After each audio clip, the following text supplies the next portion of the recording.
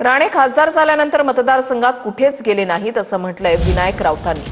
खासदार दाखवा आणि 100 रुपये कमवा असे बोर्ड लागलेले आहेत असं विनायक राऊतांनी म्हटलंय। वय वाढलेलं आहे, आजार वाढलेले आहेत, शिवसेनेची काळजी करण्यापेक्षा स्वतःकडे पाहावं या शब्दात विनायक राऊतांनी टीका केली आहे। काल ज्या पद्धतीने बाळासाहेब ठाकरे यांचा आवाज वापरून जी व्हिडिओ दाखवण्यात आले त्यावरून देखील टीका करण्यात येते की उद्धव ठाकरेंनी बाळासाहेबांची जी कॅसेट आहे तीच कॅसेट घ्यावीत आणि संजय राऊत आणि उद्धव ठाकरेंनी ऐकत बसावी अशी टीका नारायण राणेंनी केली। नारायण राणेंना तर हिशोबात घेण्याची गरज नाही आहे, कारण शिवसेनेच्या शिबिराची एवढी धासका घेऊन ज्यार्थी यांना बोलावं लागतंय त्यार्थी ते शिबिर किती परिणामकारक ठरलं हे सिद्ध झालेलं आहे।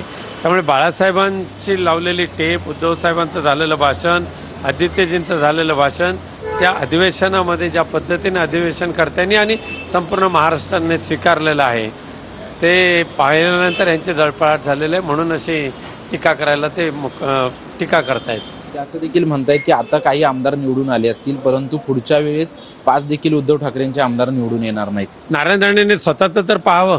खासदार म्हणून निवडून गेल्यानंतर स्वतःचं घर सोडून इतरत्र कुठे मतदारसंघामध्ये खासदार फिरतोय का?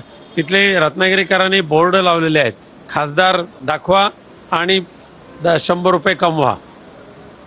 फक्त निवडून आल्यानंतर घर एके घर ठीक आहे, सांभाळ, वय वाढलंय, आजार वाढलाय, आम्ही समजू शकतो, परंतु त्यांनी शिवसेनेची काळजी करण्यापेक्षा स्वतःच्या अस्तित्वाची काळजी करावी। आमच्याशी बातचीत केल्याबद्दल कॅमेरामन मनीष विचारेसह निवृत्ती बाबर, TV9 मराठी, मुंबई।